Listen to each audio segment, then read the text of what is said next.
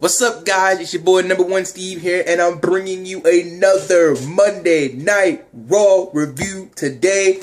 But first off, let me just say Happy New Year's and welcome to the 2016 era of the show I have yet to name. That's right, I have not come up with a name for this channel yet, but I will, and it is a priority, not a top priority, but it is a priority. But before I get in with, hold on 1 second. Before I get in with my video, I'm pretty sure you guys are like, bro, where you been at, Steve? It's been 2 weeks. 2 weeks since you posted a video. I know. I wanted to do one for the Slammies, but 2 weeks ago during Christmas, man, I was sick. I just couldn't be done, couldn't do a video, couldn't speak, sneezing, coughing, all that stuff. Anything that was wrong with me, a person could be wrong, was wrong with me. What else? Then the week after that, it was just a bad week to do it. But I wanted to start the new year off right, and I do have a video in mind, and it will be coming out this week. I'm not going to say what it is or what it's about, but you know, there is a video coming out this week, and it's going to be awesome, okay? But I'm back now, so let's get right into Monday Night Raw. How was the first Monday Night Raw of 2016? As a whole, I'm going to give it a solid B-, close to C+. Because it was just okay. There had some moments that were awesome, and we'll talk about those moments, but there are also moments it's like, eh. But as a whole, it was close to a B-. I'm going to give it about 80. Pretty good. Since Vince has been back, the ratings have been going up through the roof. So, not up through the roof, but they've gone back up. So, let's just say that right there. But alright, so Raw kicks off with Stephanie. She's not even in the ring yet. You know, we just hearing her music. And then Roman Reigns just comes out. He's like, yo, Steph, we won't even need you here. And everything like that. And Stephanie's like, you know, they're just going back and forth with each other. But it's not very long. And I just want to say that WWE has done a fantastic job with Roman Reigns since TLC. That night when he had his TLC match with Sheamus and the fans were cheering and they were going, let's go, Roman. You can do it. You can win the title. And he lost that night, and then he beat up Triple H and went crazy after that. They have done a fantastic job with keeping him as the big dog, as the bad you-know-what, as just this guy who, like, yo, I'm here to provide for me and my family, but if you cross me, I will take you down. This is the Roman Reigns that is going to lead us into the future, not the Roman Reigns who was trying to be John Cena, who was cracking jokes. Like I said, you can crack jokes. Everybody cracks jokes. But you just can't do it all the time. That's Cena's thing. That's what got Cena over and everything like that. Excuse me. But that's his thing. You need to have your own thing. And this thing with you as this bad mother, you know, that gets you over. That is what gets you with the fans. And that's why they're cheering you now. You keep doing that and this will all pay off.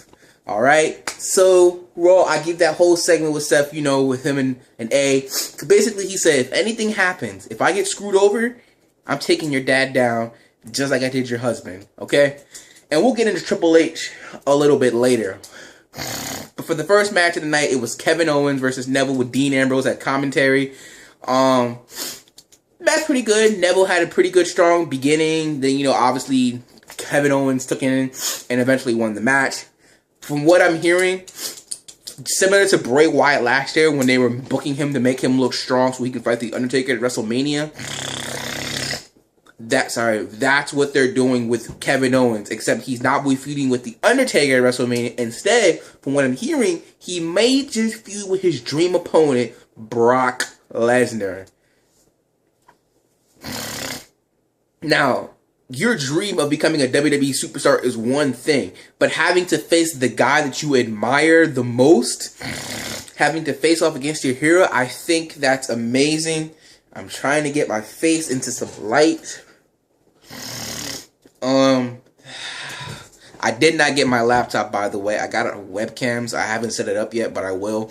I'll maybe try it for my next video, see how that goes. But for right now, I'm just using my phone. But anyway, I gave that match a B because it was pretty good. After the match, Kevin Owens got put through a table by Dean Ambrose. And they'll be having a match on SmackDown this Thursday on USA for the Intercontinental title. Obviously, Dean will win. I may just check it out just to see where it goes because, you know, Dean is interesting and, you know, he can put on a good match. Next, we have Titus O'Neil versus Stardust. First of all, where the heck is Titus's partner? I can't remember his name right now. But where is he? What happened to the primetime players? Did they like split up again? From what I heard, he got hurt. But then I heard actually he's just not hurt. He's just not, you know, out there. So where is he then, huh? Where is... I can't remember his name. God. Okay, well, wherever his partner is right now, it's dumb and he's not there, number one. Number two, it's dumb that he's feuding with Stardust and we really don't know why. From what I understand, I heard Titus say that it was because he wanted to, what was it? Because he wanted to, get Cody Rhodes back or something like that. But other than that, I'm not even sure if that's true or not. But other than that, I mean, like, why are you, you know, feuding with each other? Just doesn't make no sense. Next, we had Charlotte versus Becky. The match was good. Becky ended up winning by using, like, pulling the tights, you know, and, the match was good, interesting, you know. Not Flair. You know, he obviously tried to help his daughter out, but it wasn't enough. Charlotte turned full heel now. She turned on her best friend and beat her up. And they're going to have a titles match this Thursday on SmackDown as well. So they're trying to beef it up, you know. I figured they was going to have the WWE title match on SmackDown, but, you know, last night on Raw was good too.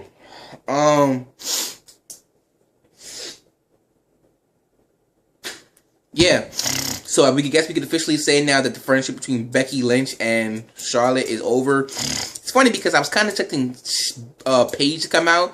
I'm like, see, I told you. But we haven't seen her since she lost at TLC. So, but Becky could have came out and helped her out and turned face again, or she could have been like, see, I told you. She was all being a faker. She's a Flair. This is what Flairs do. But I gave that a B. Because it was pretty good. Especially the ending part. It's not like we were all expecting it, but we just didn't know when it was going to come. Next, we had the Big Show versus Ryback, and I give that match a B. I'm just messing with you.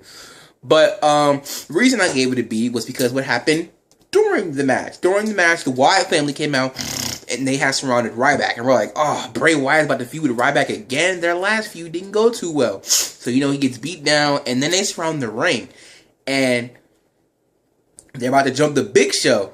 And, you know, everyone was seeing Braun Strowman and the Big Show starting to turn. And they weren't chanting, this is awesome.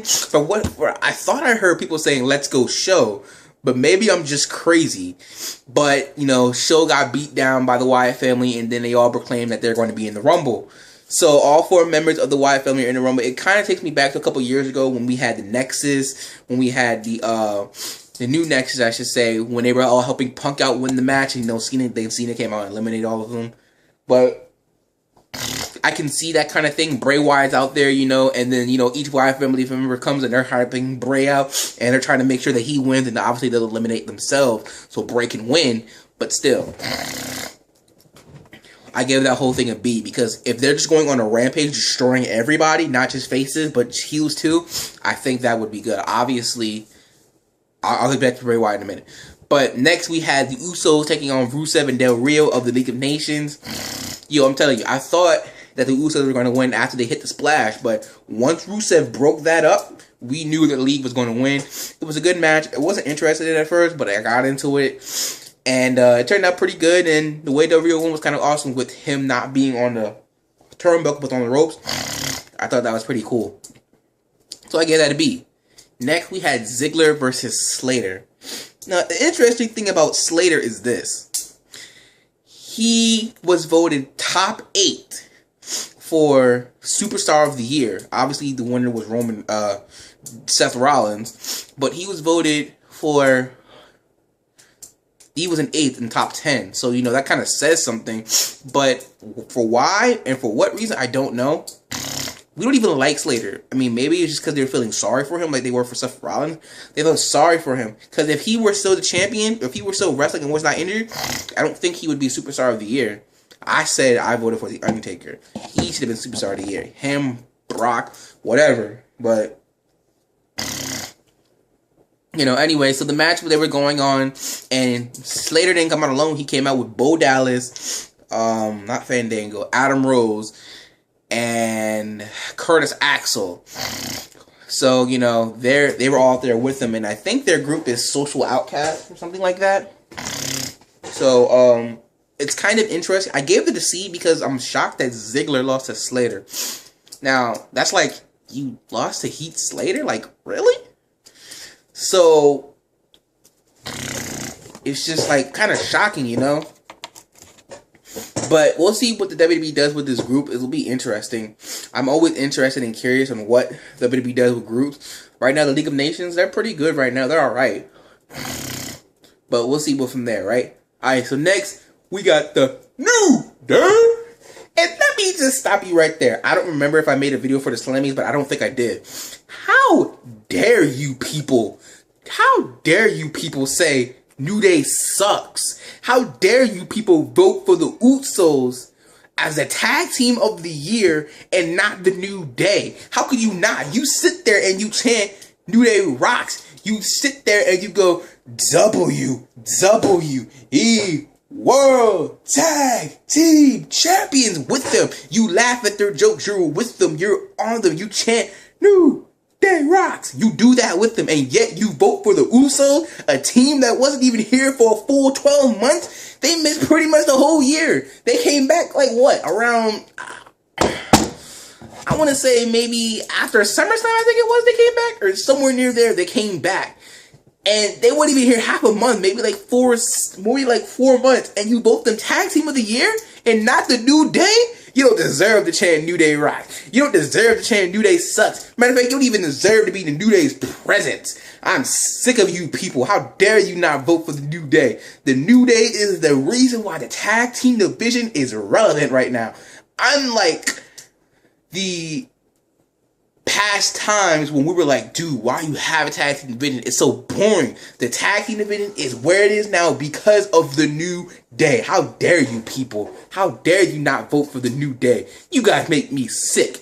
New Day rocks. I was saying that when everyone was saying New Day sucks, including my own father. I said, no, New Day rocks. And trust me, they will get over. And they did. And you didn't. And you still didn't vote for them. You still didn't vote for them. How dare you?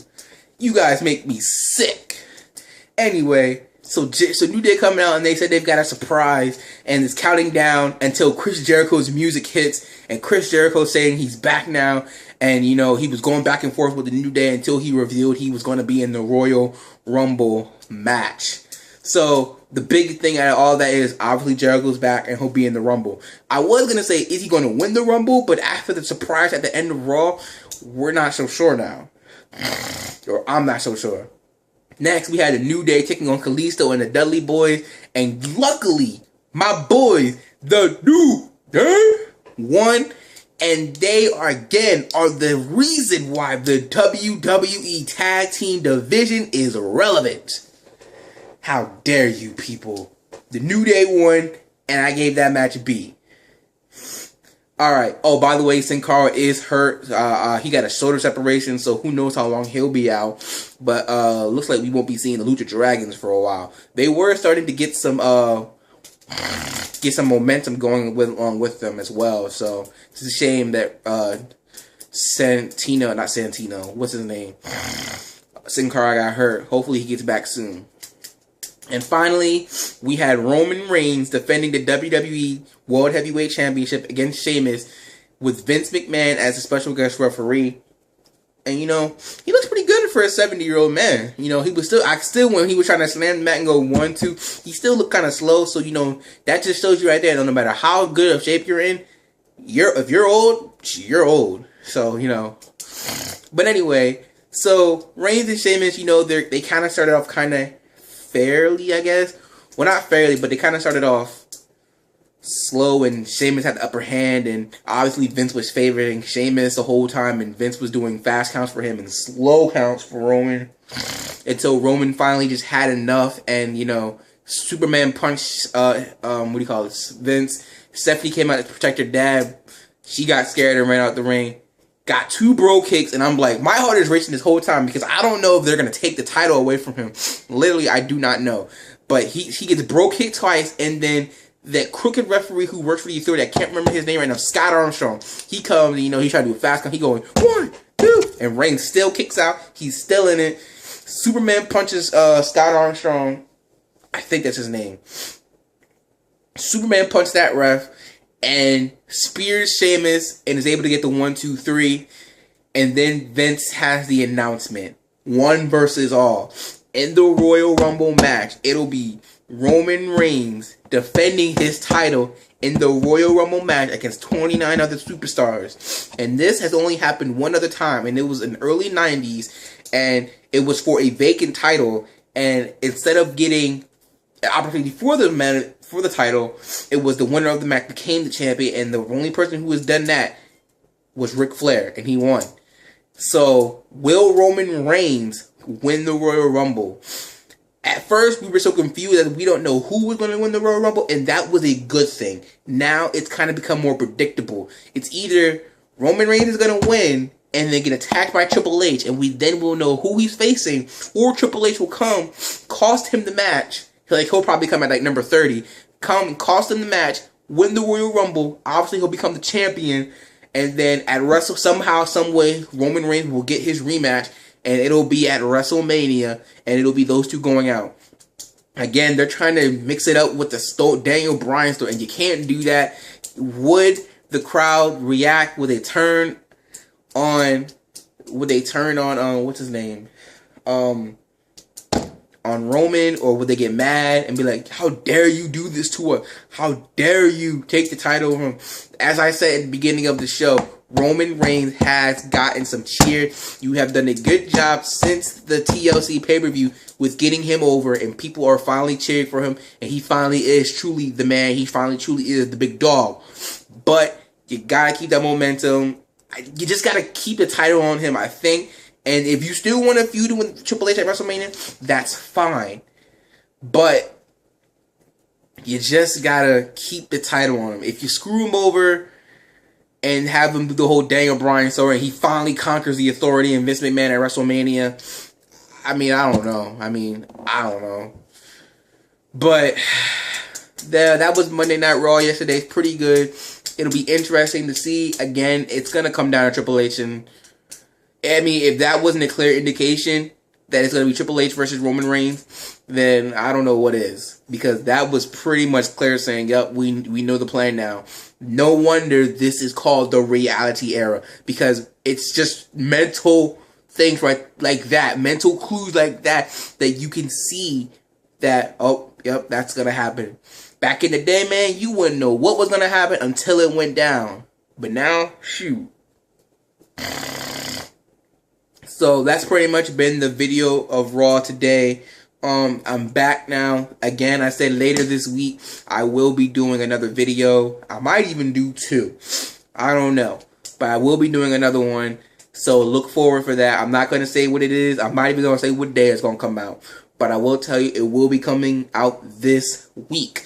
I'm going to post this on Facebook, post this on YouTube, and I will see you guys on the next video. And if you're not down with that, I've just got 2 words for you. Peace out.